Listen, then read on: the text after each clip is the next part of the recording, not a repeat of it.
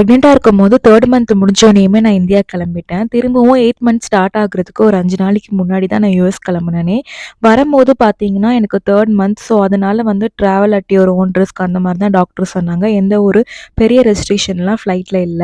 But again travel bag பண்ணுறதுக்கு நெறைய restrictions இருந்துச்சு. டொமஸ்டிக் இல்ல இன்டர்நேஷனல் ஃப்ளைட் எதுவா இருந்தாலும் 36 வீக்ஸ்க்கு முன்னாடி தான் நம்ம ட்ராவல் பண்ணலாம். அதுக்கப்புறம் நம்மள ட்ராவல் பண்ண அலோ பண்ண மாட்டாங்க. பட் நம்ம 8th மந்த்க்கு முன்னாடி ட்ராவல் பண்ணாலுமே சரி, நம்மகிட்ட கண்டிப்பா டாக்டர் நோட் கேட்பாங்க. டாக்டருமே பார்த்தீங்கன்னா, நம்மளுக்கு பிரெக்னன்சி காம்ப்ளிகேஷன் எதுவுமே இல்லன்னா மட்டும் தான் அந்த டாக்டர் நோட்டே நம்மளுக்கு ட்ராவல் பண்றதுக்கு குடுப்பாங்க. நான் யுஎஸ்லேருந்து இந்தியா கிளம்புறதுக்கு முன்னாடி டாக்டர் கிட்ட இருந்து நோட் வாங்கிட்டு தான் வந்தேன். அந்த நோட் வச்சு தான் நான் அகைன் யுஎஸ்கே ட்ராவல் பண்ணி வந்தேன். பட் ஏர்போர்ட்ல வந்து எங்களுக்கு நெறைய செக்கிங் இருந்துச்சு. நெறைய கொஸ்டின்ஸ்லாம் கேட்டாங்க.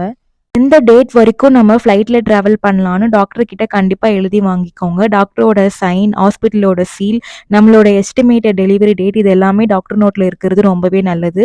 பட் இதெல்லாம் நாங்க காமிச்சுமே நாங்க ட்ராவல் பண்ண ஏர்லைன்ஸ்க்கு இது பத்தவே இல்ல.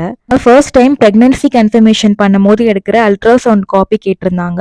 அதுல குடுத்துருக்கிற எஸ்டிமேட்டட் டெலிவரி டேட் பார்த்து தான் எங்கள அலோ பண்ணாங்க. இதெல்லாம் முடிக்கிறதுக்கே எங்களுக்கு ஒரு 1/2 அன் ஹவருக்கு மேல ஆயிருச்சு. அதே மாரி கடைசியா ட்ராவல் பண்ணும்போது எனக்கு என்ன ஆனாலுமே ஏர்லைன்ஸ் பொறுப்பு இல்லன்னு என்கிட்டயும், என்னோட ஹஸ்பண்ட் கிட்டயும் சைன் வாங்கிட்டு தான் உள்ளயே விட்டாங்க.